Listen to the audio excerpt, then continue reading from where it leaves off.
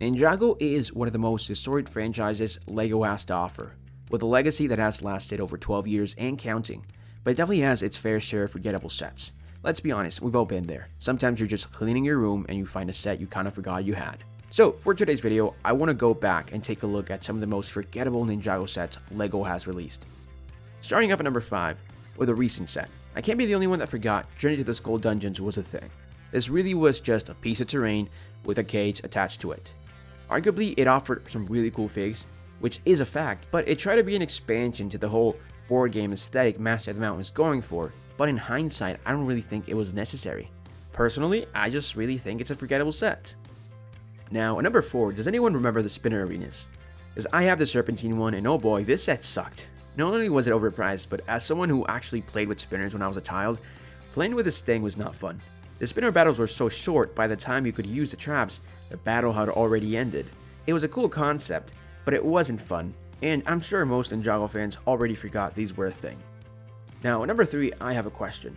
Before we got Cole's Evil Dragon, does anyone remember the last Cole-focused dragon we got?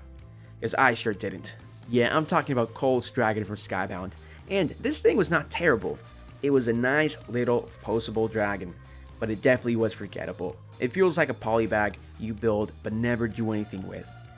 It's a set that at the time it felt like an afterthought, and these days it is an afterthought because I constantly forget it released. But moving on, for number 2, I want to throw it back to the peak of Ninjago and what I feel was the most forgettable set from the 2012 waves. Yes, I'm talking about the Fangpyre Mech. Look, I know a lot of people hate the Fangpyre vehicles, but I personally love them, especially the Battlecopter. That holds a very special place in my heart. But the Fangpyre Mech was just forgettable. This set to me always felt like too much, and I never got that feeling from any other set. I mean, as a toy, it was alright, but it didn't come with any exclusives, nor did it have any cool features. So it was just a mech, and that's why we all forgot about it. And finally, at number 1, I have to go with Tiger Widow Island.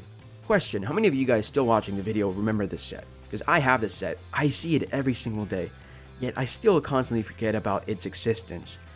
And it's not horrible, it's just uninteresting. There aren't any standout features that make it memorable, and to most people that bought it, probably just got it because of the Doc Shank figure.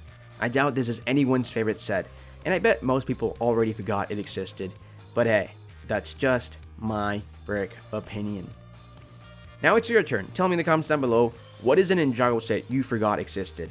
And as always, I'm Ace, thanks for watching Masters Brickjitzu, and take care.